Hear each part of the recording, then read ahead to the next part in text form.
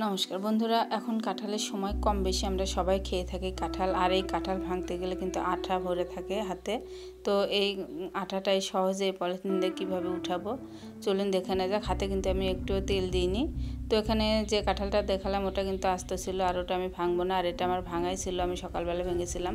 তো দুপুরবেলা আবারও আমি ভাঙছি। তো সকালে যখন আমি ভেঙেছিলাম আমার হাতে কিন্তু খুবই আঠা লেগেছিলো।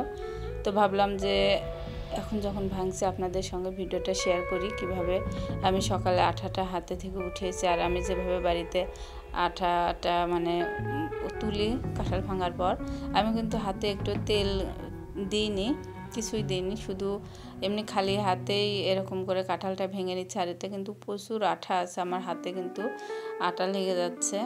তো কাঁঠাল ভাঙার পর আমি এই আঠাটা শুধু একটা পলিথিন দিয়েই উঠিয়ে দেখাবো। তো বন্ধুরা দেখতে থাকুন ভিডিওটা। আমি জানি না আপনারা আপনাদের বাড়িতে কাঁঠাল ভেঙে কিভাবে আঠা তোলেন। অনেকে হয়তো এই আঠা লাগার ভয়ে, হাতে লেগে যাবে এই ভয়ে কিন্তু কাঁঠাল ভাঙতে চায় না, খেতেও চায় না। যেহেতু কাঁঠালটা অনেক রসালো একটা ফল, সুস্বাদু একটা ফল, এখন এই কাঁঠালের ভরপুর সিজন, সবাই আমরা কম বেশি পছন্দ করি।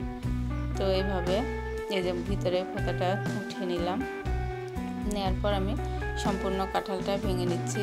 আর আমাদের বাড়িতে কাঁঠালটা খুবই ভালোবাসে সবাই, ছোট থেকে বড়। তো এক গামলার মতো কাঁঠাল কিন্তু আমি ভেঙে নিলাম। আর এটা আমরা যেহেতু সবাই এক জায়গায় থাকি, একবারেই পুড়িয়ে যাবে, আমরা জয়েন্ট ফ্যামিলি। তো যাই হোক, দেখুন বন্ধুরা কতটা আঠা লেগে গেছে। এই আঠা লাগার ভয়ে কিন্তু বাড়িতে অনেকেই কাঁঠালটা ভাঙতে চায় না, আমি ভাঙি। তো এই যে ফোঁতাটা, এটাতে কিন্তু রেসিপি করা যায়, সুন্দর লাগে খেতে। তো পরবর্তীতে কোনো একটা ভিডিওতে আপনাদেরকে দেখাবো। তো কাটার পর দেখুন একটা পলিথিন নিয়েছে, আর এটা কিন্তু আঠা ধরে যাচ্ছে হাতে। তো যাই হোক, এইভাবে তো আর ছাড়বে না, তো একটু তেল দিতে হবে। আমি একটু সরিষার তেল নিয়ে নিলাম। তো তেলটা নেওয়ার পর দু হাতে ভালো করে লাগিয়ে নিচ্ছি। নিয়ে আমি এখন এই পলিথিন দিয়ে উঠিয়ে নিব। খুব তাড়াতাড়ি উঠে যাবে, একটু আঠা থাকবে না হাতে। এই দেখুন পলিথিনগুলো আমরা যে ফেলে দিই, এগুলো ফেলে না দিয়ে যদি এগুলো একটা পলিথিনের মধ্যে অনেকগুলো পলিথিন রাখি, এগুলো কিন্তু বিপদে অনেক সময় অনেক কাজে লাগে। এটাও একটা বিপদ আমি বলবো, কাঁঠা ভাঙার পর হাতে লেগে যায় আঠা। তো বন্ধুরা দেখুন, একটুও কিন্তু আমার হাতে আঠা নেই, পরিষ্কার হয়ে গেল। এখন একটু সাবান দিলে কিন্তু হাত একেবারে পরিষ্কার।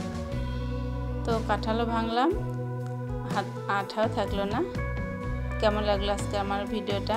অবশ্যই ভালো লাগলে একটা লাইক দিবেন। আপনাদের অসংখ্য ধন্যবাদ। সবাই চেষ্টা করবেন এরকমভাবে পলিথিন দিয়ে হাতের আঠা ছাড়ানো।